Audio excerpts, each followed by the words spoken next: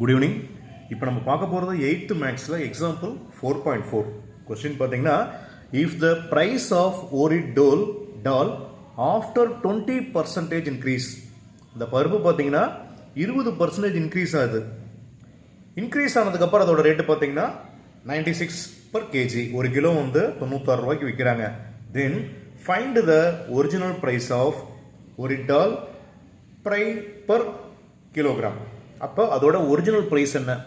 20% increase ஆனதுக்கப்புறம் 96 ரூபான்னா, அப்போ அதுக்கு முன்னாடி 20% இன்க்ரீஸ் ஆகிறதுக்கு முன்னாடி என்ன இருந்ததுன்னு கேள்வி கேட்குறான். கேட்டிங்களா? கேள்வியை புரியுதுங்களா? இப்போ என்ன பண்ணுறீங்க? சொல்யூஷன் போட்டுக்கோங்க. சொல்யூஷன் என்ன சொல்கிறான்?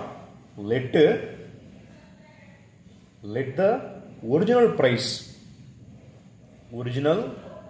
price ஆஃப் டால், பருப்பு எவ்வளோ கொடுத்துருக்கான்? நமக்கு என்னன்னே தெரியாது, எக்ஸ்னு வச்சுக்க. ஓகேங்களா?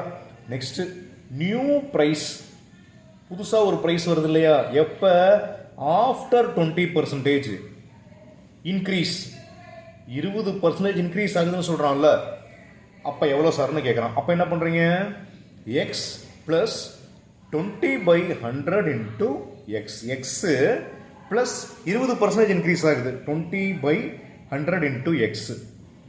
எவ்வளோ பார்த்தீங்கன்னா, சிம்பிளிஃபை பண்ண என்ன வருது அப்படின்னா, இது சிம்பிளிஃபை பண்ணால் 120x/100ன்னு வந்துருக்கும். ஓகேங்களா? எல்சிஎம் எடுத்து போட்டு சிம்பிளிஃபை பண்ணிங்க. இப்போ நெக்ஸ்ட் எடுத்தது கிவன் என்ன கொடுத்துருக்கான்? 120x/100 ஈக்குவல் டு, அதோட விலை எவ்வளோ கொடுத்துருக்கான்? 96 ரூபான்னு கொடுத்துருக்கான். அப்போ என்ன பண்ணுறீங்க? 120x ஈக்குவல் டு 96, இந்த டிவிஷனில் இருக்கிறது இந்த சைடு போனால் மல்டிப்ளிகேஷன் இன்டூ 100. அப்போ x equal to 96 into 100/120. 0 0 cancel பண்ணிக்க. இதை கேன்சல் பண்ணால் 6, இதை கேன்சல் பண்ணால் 5. ஓகேங்களா? இதை நெக்ஸ்ட் என்ன பண்ணுற? 3 டேபிளில் கேன்சல் பண்ணுறீங்களா? இதை கேன்சல் பண்ணால் 2, இதை கேன்சல் பண்ணால் 3 2. மறுபடியும் இதையும் கேன்சல் பண்ண. கேன்சல் பண்ணால் 2 டேபிளில் 1, இதை கேன்சல் பண்ணால் 1 6. சரிங்களா?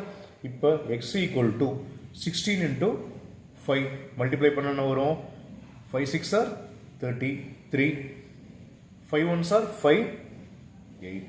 அப்போ எக்ஸோட வேல்யூ எவ்வளோ சார் கிடைக்குது அப்படின்னா 80. ஓகேங்களா?